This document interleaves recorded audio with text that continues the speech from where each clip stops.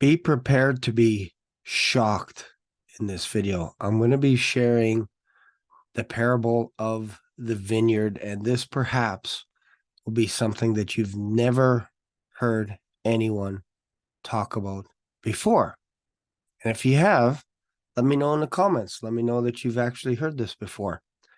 So my name is Shane, and once again, this is Black Swan Revelations. If you like this kind of thing where we talk about the end times, we talk about the book of Revelation, we talk about Black Swan events, talk about some of the major prophets, the minor prophets, all that good stuff. So if you like that, subscribe to this channel. Let me know where you're watching this video from, and we'll get started. So today we're going to go into the Gospel of Matthew, and we're going to read the parable of the vineyard. And there's a couple of versions of it, so I want to make sure and paint a good picture before we begin of what the parable of the vineyard is all about. So the easiest way to do that, obviously, is to just read the scriptures, and we can wrestle through this stuff together. So let's begin. We're going to go to Matthew chapter 21. So if you have your King James Bible handy, feel free to crack it open. If you don't have a King James Bible, I don't know what to say. I really don't. Matthew, we're using the authorized version today. All right, so let's go to Matthew 21, verse 33. Here another parable. There was a certain householder which planted a vineyard and hedged it round about, and digged a winepress in it, and built a tower, and let it out to the husbandmen, and went to a far country. And when the time of the fruit drew near, he sent his servants to the husbandmen, that they might receive the fruits of it. And the husbandman took his servants, and beat one, and killed another, and stoned another. Again, he sent other servants more than the first, and they did unto them likewise. But last of all, he sent unto them his son, saying, They will receive my son. But when the husbandmen saw the son, they said among themselves, This is the heir. Come, let us kill him, and let us seize on his inheritance. And they caught him, and cast him out of the vineyard, and slew him. When the Lord thereof of the vineyard cometh, what will he do unto those husbandmen? They say unto him, He will miserably destroy those wicked men, and will let out his vineyard unto other husbandmen, which shall render him the fruits in their seasons. Jesus saith unto them, Did ye never read in the scriptures, the stone which the builders rejected, the same is become the head of the corner. This is the Lord's doing, and it is marvelous in our eyes. Therefore say I unto you, the kingdom of God shall be taken from you, and given to a nation, bringing forth fruits thereof. And whosoever shall fall on this stone shall be broken, but on whomsoever it shall fall, it will grind him to powder. And when the chief priests and the Pharisees heard his parables, they perceived that he spake of them. But when they sought to lay hands on him, they feared the multitude, because they took him for a prophet. So there's another parable of the wedding banquet, but we'll probably, we'll talk about that in another video. But that one's kind of interesting as well. But I want to stick with the topic. So we have a parable of the vineyard. So the husbandman in this situation relates to the nation of Israel, the leadership of Israel at this time during Jesus' day. So he throws out a parable, and the Pharisees that were there And the priest perceived that Jesus was talking about them. So it's pretty clear in this parable that we can get a snapshot. Jesus is basically telling them, look, this is about me. God sent me here. I am the king of Israel. And you guys eventually, and it doesn't say this here, but eventually you're going to kill me. You're going to kill me. He tells this to his disciples. And after a while, they actually are the Pharisees actually argue with him, saying, who's trying to kill you? But he always tells his disciples what's going to happen before it happens, so that when it does happen, they can believe it. So again, in this parable, we have a certain householder, the person that owns the piece of land, if you will, which planted a vineyard and hedged it round about and digged the wine press in it and built a tower and let it out to the husbandmen. So almost like renting it out, and went to a far country. So he let them build it up. They can have access to the wine, all this kind of stuff. All he wants is the first fruits from this land. And when the time of the fruit drew near, he sent his servants to the husbandmen, which you can say this is the prophets that were basically coming to Israel before they were being captured, the 10 northern tribes, before they were captured by the Assyrians, saying, repent, like return to God. Otherwise, you're going to be taken away. They didn't repent, they got taken away. Same thing happened with the southern tribes, Judah, and the tribe of Benjamin. They didn't return, so they got captured into Babylon. So in this instance here, we see when the time of the fruit drew near, he sent his servants to the husbandmen that they might receive the fruits of it. And the husbandmen took his servants and beat one and killed another and stoned another.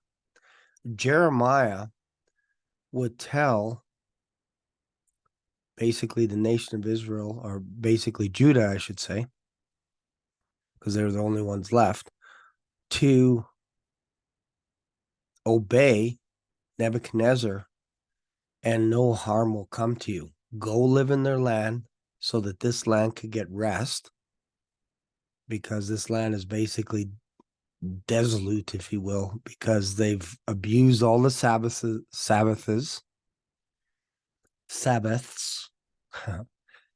and they were doing all kinds of crazy stuff. So now they're being judged, and Jeremiah was trying to convince them to just go with the Babylonians. It'll be well with you, marry, and all this kind of stuff. And one day God's going to bring you back.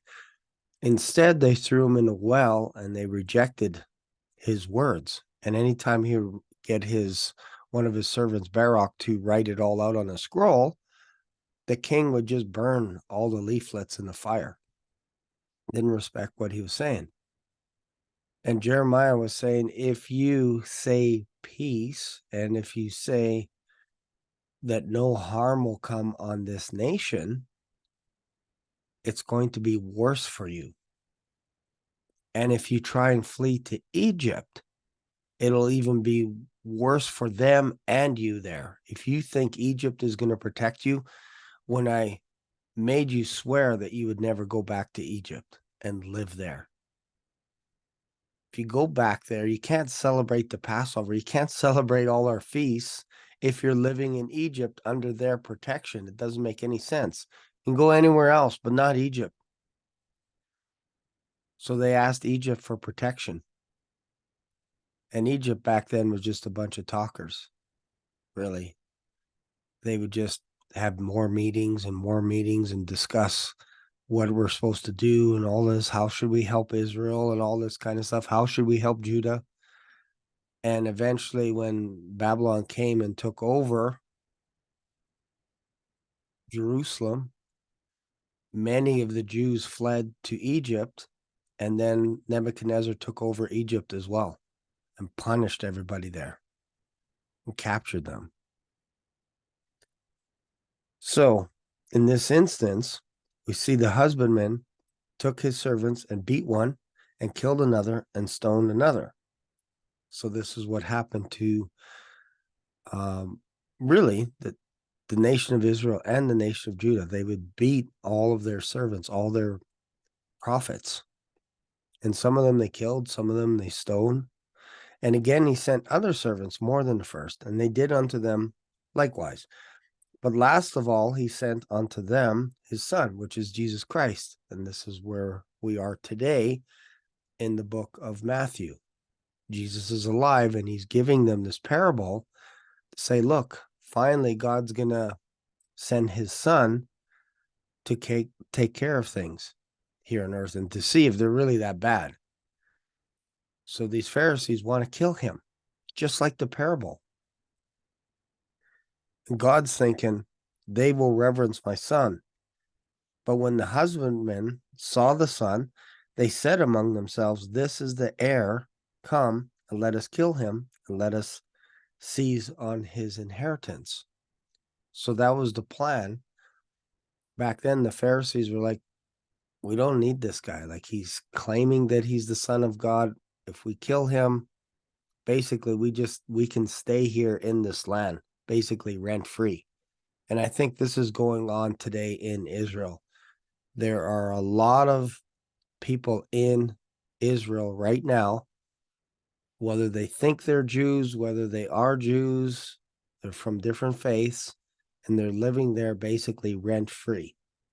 They've basically taken over God's land, but they don't want anything to do with the owner of the land nor his son. Because if they knew the owner of the land, they would have known that he had a son. But Israel today does not believe. Obviously they're a nation, but they don't believe that Jesus Christ is the Son of God. There's only a few tiny minority of Jews that actually believe that Jesus Christ is their Messiah. Instead, they're waiting for another Messiah. So they caught him and cast him out of the vineyard and slew him. And when the Lord therefore of the vineyard cometh, what will they do? And they gave him the answer, saying, he will miserably destroy those wicked men. Who are those wicked men? Those are the ones that are living in the land that belongs to God, and they're not giving him the glory. Instead, they're saying, this is by our might. We belong here just because of our name. And again, they may or may not be Jews. They may or may not practice Judaism. They might have other faiths. They might be atheists, but they're living in Israel right now, the land of Israel, rent free. Why do I say rent free? Because it's not their land. It's God's land. And if they don't acknowledge him, they don't acknowledge his son, then basically this is what's going to happen. He will miserably destroy those wicked men and will let out his vineyard unto other husbandmen. Who are the other husbandmen? They're all those that follow Jesus Christ. This isn't replacement theology. People get so hung up on that, saying that the church is replacing Israel. That's what you're saying in Western society. It's not what we're saying. We're just reading this, saying that Jesus himself is given a parable saying, look, even the people agreed that if you abuse the land that is not yours, the husbandman, the owner of the land, is going to give it to someone else to take care of it. Why? To bring first fruits, bring the first fruits to God. So what are the first fruits? They are all of those that believe that Jesus Christ is the Son of God, that he is God's son, that he died on the cross and rose the third day. You are now considered part of Christ's first fruits. That is why the husbandman has been lent out to other husbandmen to bring forth fruit until the fullness of Gentiles comes in. So that's what's happening right now today. If a Christian were to go to Israel today, there are some places that you cannot go. Otherwise, you can get beaten, you can get spit on, you might even get killed. You might say the wrong thing or whatever. If you talk about Jesus, there are just some pockets in Israel that you can get killed. Now, in Canada, there might be some pockets where you just don't walk into a bar and start talking about Jesus and whatever. You can get verbally abused or laughed at or whatever. That's different. That's different. Like in Israel, there are places that you just don't go. If you are a woman and you are a Christian, there are places that you do not go in Israel. So you cannot tell me that these people are following all of God's laws. You can't tell me that. They basically rejected his laws. Now, there might be a few, and those are the remnant that God is keeping, because Isaiah said, there's nobody left. They're killing everyone here. They're killing all the prophets. And God said, I'm actually keeping a remnant. And we see this in the book of Revelation, where there is a remnant, the elect, if you will, 144,000 virgins. They follow Jesus Christ. They're not Israelis. This is what people get mixed up. Just because you're an Israeli doesn't make you a follower of God. It just means you live in a land. If you're, let's just say you're a Canadian citizen and you and your wife move to Israel, or you just happen to be on vacation and your wife has a baby there, that child is not born Israeli. There's only like 7 nations in the world that actually do that. I forget what it's called. It's called Jews solely or something like that. For example, if you're born in America and you're from another country, you actually become an American citizen. Same thing in Canada. We have that. Argentina, I think, is another one. Mexico is another one. There's a few others. But the point is, they are a nation. They're not a godly nation. They are Israelis. Not all of them recognize God as their authority. And this is just common sense. Just like not everyone in America is saved. For some reason, we give Israel a pass and say, oh, yeah, they're the nation. They're the godly nation of Israel. No, they don't recognize God as their absolute authority. They don't. There's lots of atheists there, lots of Muslims, lots of other faiths, all living in that land. Basically rent free. So here Jesus is giving a parable saying, look, if there's no fruit, I'm going to give this to another husbandman so that I can have fruit. And Paul talks about this. He says, man, I wish I could be cursed so that all of Israel could be saved. But my desire is that some of them be saved. From what? From the wrath that's coming. Why is wrath coming? Because of Jacob's trouble. Because Israel, the nation of Israel, got to a point where there was no remedy. There was no cure. There was no going back. So God is going to judge Israel one day in the future. And any nation that also gets in the way or comes against Israel is going to be judged as well. Because some people will glory on the idea of Israel getting destroyed. And they're going to welcome it. And they're going to have parties over it. And God's like, no, I'm not doing this because of you guys. It's because I am a righteous judge.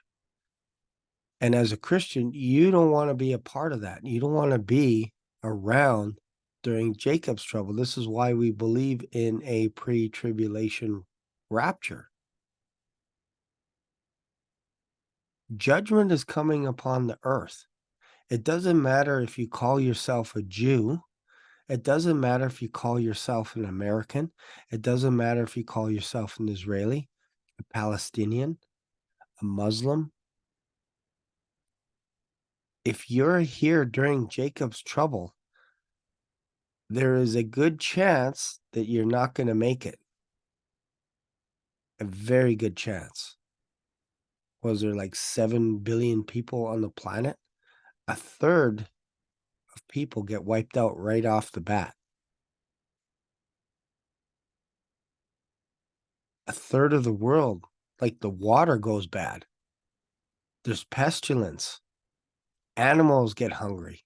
People starve. Starvation all over the place. It'll be worldwide. It's not like you can just pick a place to live and you're safe. It's all over the world. It's every nation. The only way to get saved from that is to return to God, especially if you're a Jew. Just return to God. How do you do that? You believe that the Messiah, Jesus Christ, is God's Son, and you'll be saved from wrath. Let's go to it's another version, another take on this parable. Luke 20.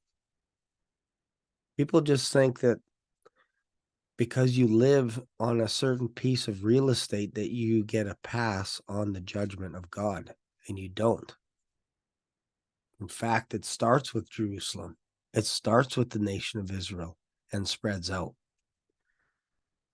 Luke 20, verse 9. Then began he to speak to the people this parable. A certain man planted a vineyard. This is in Luke, of course, and led it forth to husbandmen, and went into a far country for a long time. And at the season, he sent a servant to the husbandmen, that they should give him the fruit of the vineyard. But the husbandman beat him and sent him away empty. And again he sent another servant, and they beat him also, and entreated him shamefully, and sent him away. And again he sent a third, and they wounded him also, and cast him out. Then said the Lord of the vineyard, this is God, what shall I do? I will send my beloved Son, which is Jesus Christ. It may be they will reverence him when they see him. But when the husbandmen saw him, they reasoned among themselves, saying, this is the heir. Come, let us kill him, that the inheritance may be ours. So they cast him out of the vineyard and killed him.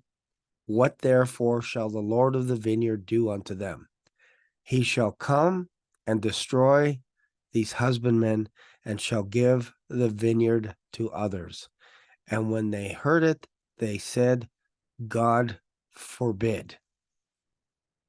Because they thought just because they're living in that area that it's automatically their land. And Jesus himself said, no, if you're not bringing fruit, you're going to be cast out. You're going to be cut off. You're going to be left desolate, destroyed, emptied out, cleaned out. This is why we have Jacob's trouble. And it starts in Israel. A lot of people read like the book of Revelation. They look at it and they go, okay, judgment's coming, bad people, bad people, bad people, bad people. But they ignore Israel for some reason, when the whole reason why Jacob's trouble is coming upon the earth is because of Israel. We miss this for some reason. We give it a pass. Just like God's just going to protect them. And it's like you forfeited that protection when you rejected his son and killed him. That doesn't mean God is done with you forever as a nation. It means the only way to be grafted into Christ, into the true Israel, spiritual Israel, if you will, is to believe that Jesus Christ is the Son of God, and he'll graft you back in. just like Gentiles. If you don't believe that Jesus Christ is the Son of God, you can be broken off just as easily. Why? Because we are from a wild olive tree.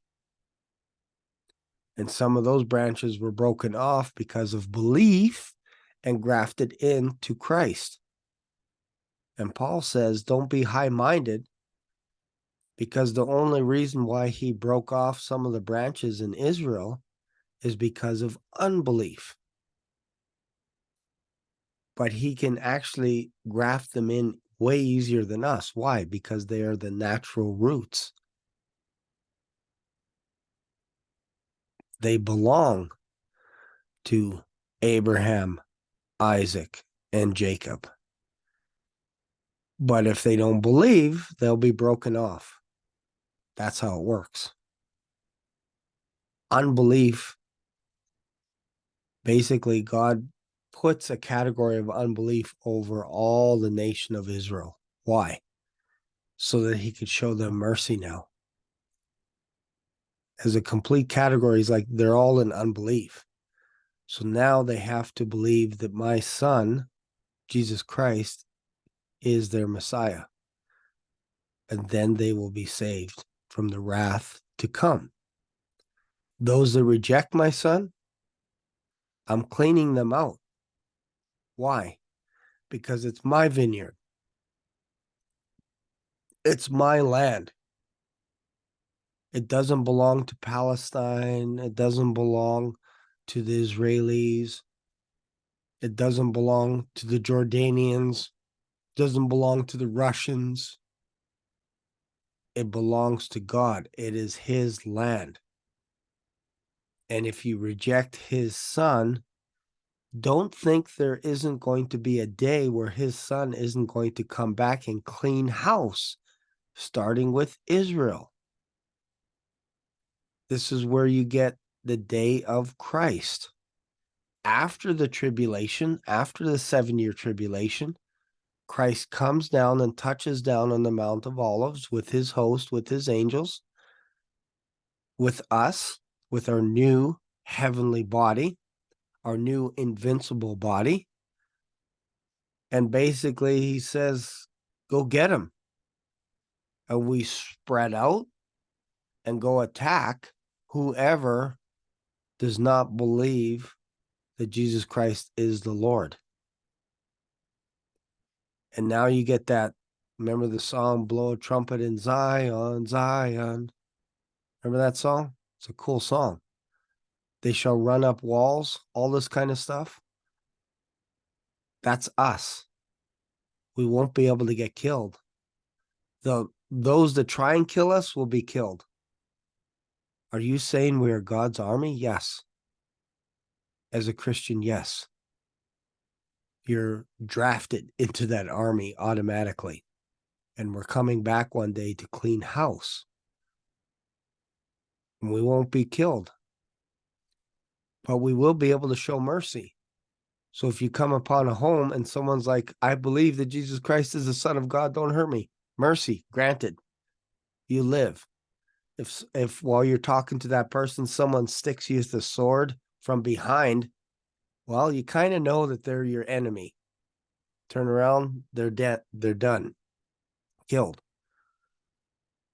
This is where the parable of one is taken. 2 men sleeping in bed, grab one. One guy's like, I believe. The other person in that room or whatever is like, I hate God. I hate Jesus Christ. And then they try and kill you. They get killed or they get captured. They get taken away.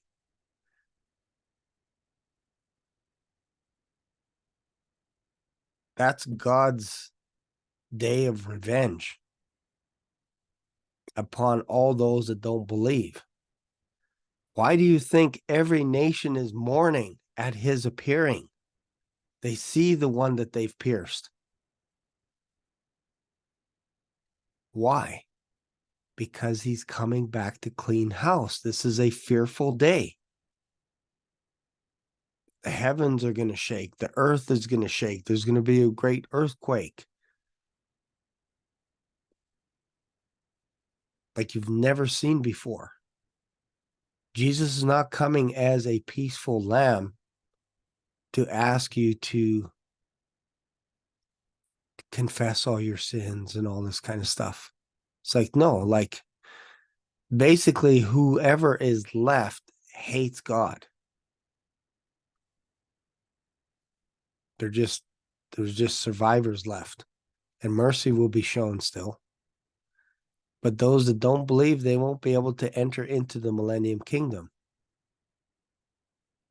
We'll be there. We'll be going back and forth from heaven to the Millennium Kingdom. Those that got beheaded for their faith will live in the Millennium Kingdom. That's their reward for 1,000 years. There's still going to be nations around that don't believe. There's still going to be people that die, that have families and die and all this, because death is still around. Death is not taken care of until after the great white throne judgment, the second death. So you have the 7-year tribulation, basically the Antichrist having his way, and then halfway through betrays the Jews by helping them, most likely building a temple, and halfway through he declares himself to be God, and they're like, oh man, this isn't who we thought he was. This isn't the real Messiah. Turns out the Christians were right. So then they flee, and the wrath of God comes down and rains on there and probably destroys the temple. All the fire, brimstone, everything coming down. How do we know this? Well, when New Jerusalem comes down, there's no temple in New Jerusalem. Why? Jesus Christ is that temple. He's the tabernacle. He lives among his people. So you get the 7-year tribulation. You get Jesus Christ touching down on the Mount of Olives, cleaning house, and then ushers in the Millennium Kingdom for 1,000 years. After the Millennium Kingdom, the devil gets released from the bottomless pit. Don't forget the Antichrist and the false prophet get tossed into the lake of fire. Then the Millennium Kingdom, and the angel gets basically sent to the bottomless pit with a seal over the top. After 1,000 years, the devil gets released from the bottomless pit, and he goes out into the utmost corners of the earth to gather Gog of Magog, gathers those nations together, convinces them, puts a little bug in their ear and says, this is a good time to attack Jerusalem because Jesus Christ is there, and they're defenseless. They have no walls. They don't have the Iron Dome. They don't have any bars. They don't have any gates. They're defenseless. This is a good time to attack them.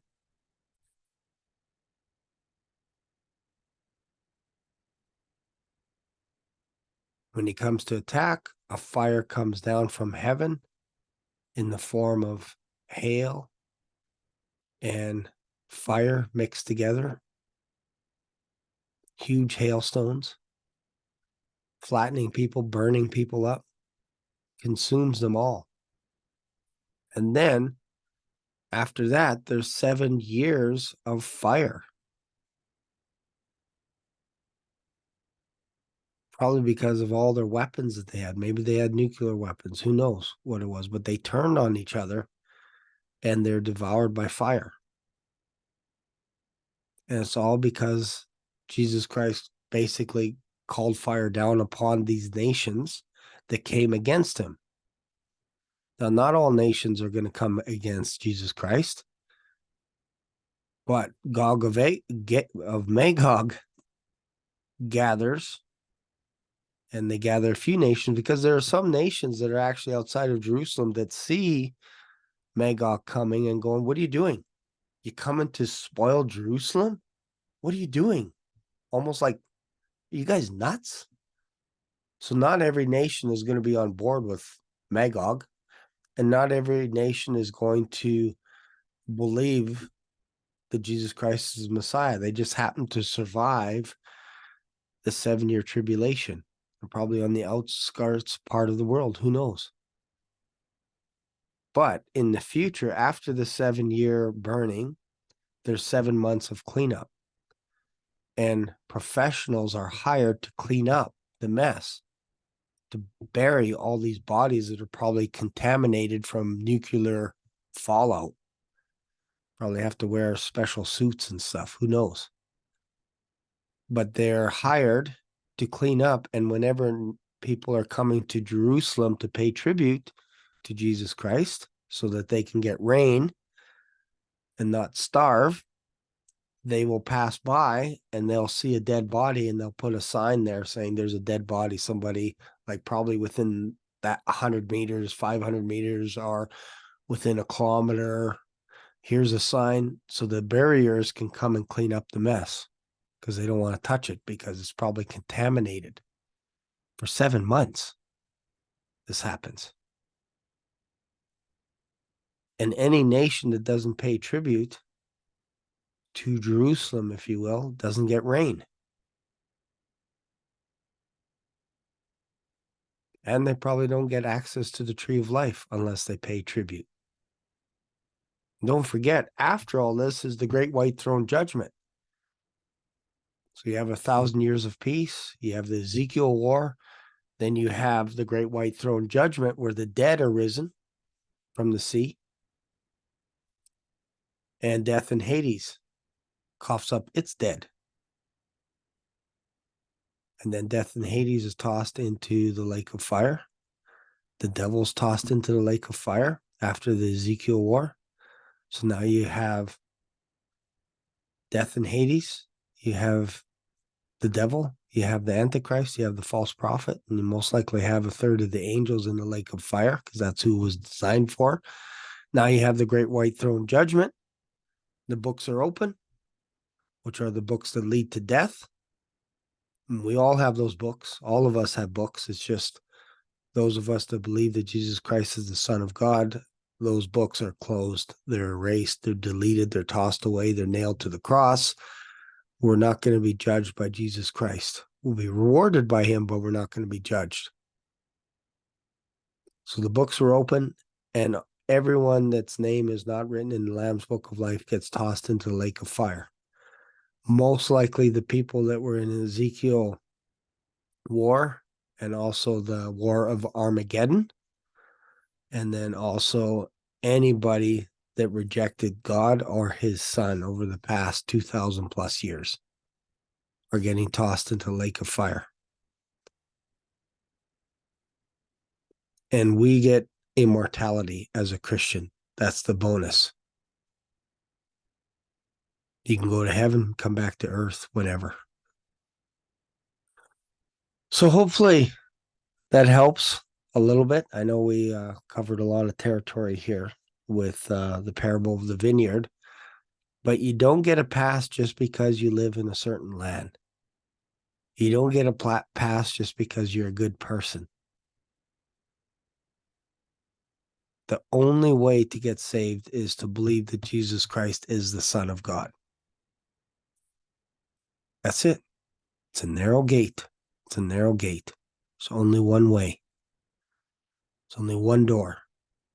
That's through Jesus Christ. That is a fact. And right now we are living on borrowed time. We're not promised tomorrow. With all the news and everything going on right now over the past couple of weeks, 3 weeks now, about the Ezekiel war happening today and all this stuff. And I said it right from the beginning, this isn't the Ezekiel war. You need the Antichrist first to show up. You need the 7-year tribulation first. You need 1,000, you need the Millennium Kingdom to kick in. Then the Ezekiel war happens after that. Anyways, if you want me to touch on this a little bit more, go deeper, let me know in the comments. If you got something out of this makes you think a little bit, let me know that as well. Feel free to subscribe and let me know where you're watching this video from. Thanks for watching and have an awesome day. See ya.